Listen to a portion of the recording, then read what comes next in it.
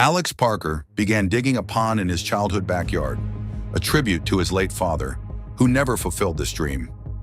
With each thrust of the shovel, Alex felt closer to the dad who raised him after his mother supposedly ran away.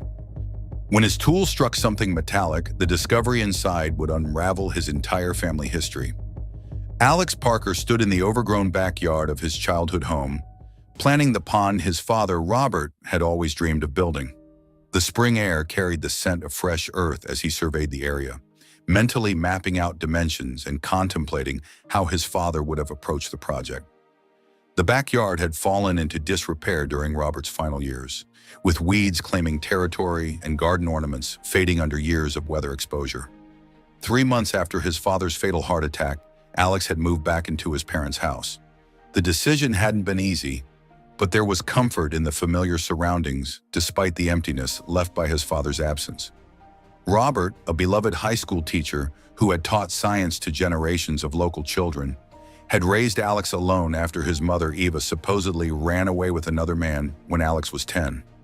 Those childhood memories remained painful. The confusion of waking up to find his mother gone, his father's carefully constructed explanations, and the gradual acceptance that she had chosen a new life without them. The pond project was Alex's tribute to his father, whose declining health had prevented him from ever breaking ground on his dream. Robert had collected books on garden ponds, drawn sketches, and even purchased special aquatic plants that had eventually withered and died as his own health deteriorated. With a rented mini excavator and shovel in hand, Alex began digging on a cool spring morning, finding comfort in the physical work. About 2 feet down, his shovel struck something solid. Clearing away the soil with increasing curiosity, Alex uncovered a metal box roughly the size of a shoebox, its surface corroded but intact.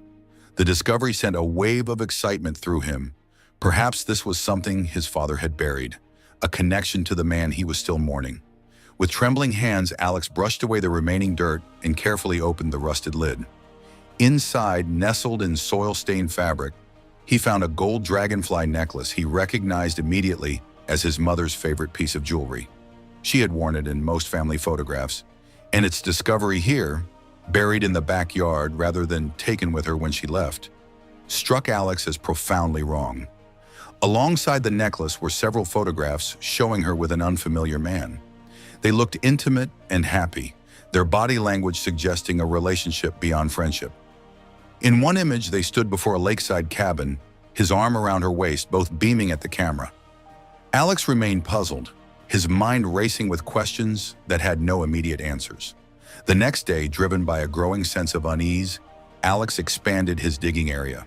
The mini excavator proved faster than manual labor, allowing him to make significant progress as the morning stretched into afternoon. After several hours, the excavator's bucket hit something that made a sickening sound. Not the metallic ring of another box, but a dull thud that seemed to reverberate through Alex's bones. Switching to his shovel for more precise work, Alex carefully cleared more soil from around the obstruction. What he uncovered made his blood run cold, unmistakably human remains. Police and forensic teams quickly transformed the quiet neighborhood into a crime scene.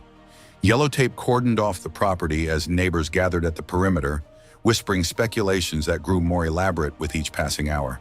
Specialists in white protective suits meticulously excavated the site, documenting every detail of the grim discovery.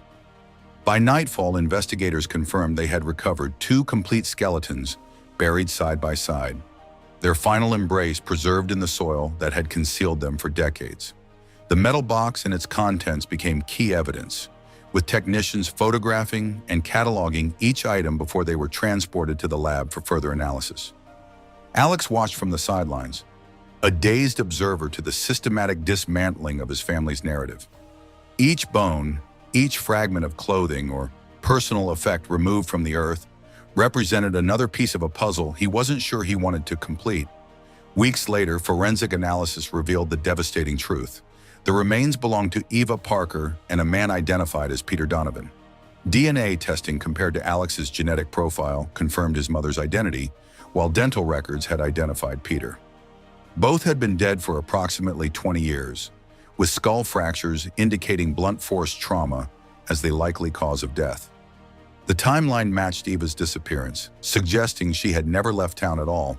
She had never abandoned her son by choice. Alex remained skeptical about the connection between this stranger and his mother until detectives interviewed Peter's sister, Margaret.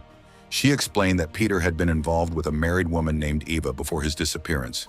He had told Margaret that Eva was unhappy in her marriage and planning to leave her husband for a fresh start together. The last time I heard from my brother, he mentioned meeting Eva to finalize their plans to leave town together, Margaret told investigators. Then they both vanished. When we reported him missing, police assumed he'd simply left with his married girlfriend. The investigation files revealed that Margaret had indeed filed a missing persons report for her brother around the same time that Robert Parker had reported his wife's abandonment. In a tragic intersection of assumptions, authorities had connected the two cases and concluded that the pair had eloped. No one had thought to search Robert Parker's property, and over time, the case had been classified as resolved without actual resolution. The revelation shattered everything Alex thought he knew. His mother hadn't abandoned him. She had been murdered, along with her lover, and buried in their backyard by the very man who had comforted Alex through his grief over her supposed betrayal. The investigation inevitably focused on Robert Parker as the prime suspect. The theory was straightforward. Robert had discovered his wife's affair and her plans to leave, killed both Eva and Peter in a rage, buried them in the yard, and created the abandonment story to explain her absence. Forensic analysis of the dragonfly necklace revealed traces of blood in its crevices, suggesting it had been worn during a violent struggle. Soil composition indicated the bodies had been buried during spring, matching the timeline when Eva had allegedly left. The methodical burial, bodies carefully positioned, personal effects removed and stored separately, suggested premeditation rather than a crime of passion, adding another disturbing dimension to Robert's actions.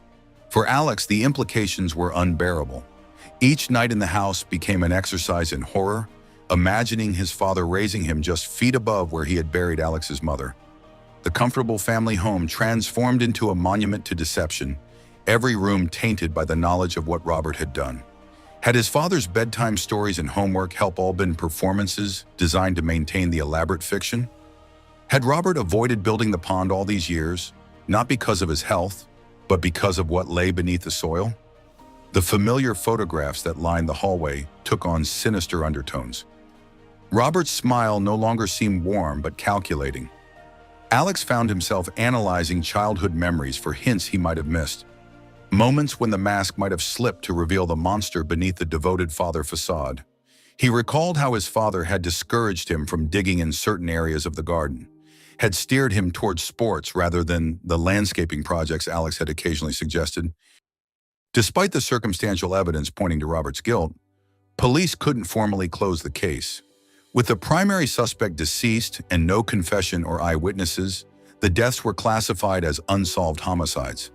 This technicality provided little comfort to Alex, who lived with the moral certainty of his father's actions, even without legal confirmation. The case drew significant media attention, with headlines proclaiming the backyard burial story across local and national outlets. Reporters camped outside the property, hoping to catch a glimpse of the man whose family tragedy had captivated public interest. Alex found himself trapped in limbo, unable to defend his father, yet unable to deny the damning evidence. As spring turned to summer, Alex decided to sell the house, unable to live with its ghosts. But first he would finish the pond his father never built, transforming a place of death into something beautiful. The irony wasn't lost on him, completing the project that might have revealed his father's crimes years earlier. But there was something cathartic in reclaiming the space from its dark history. Some mysteries, Alex realized, aren't meant to be solved. Some truths are too painful to unearth, and sometimes what lies beneath the surface is better left undisturbed.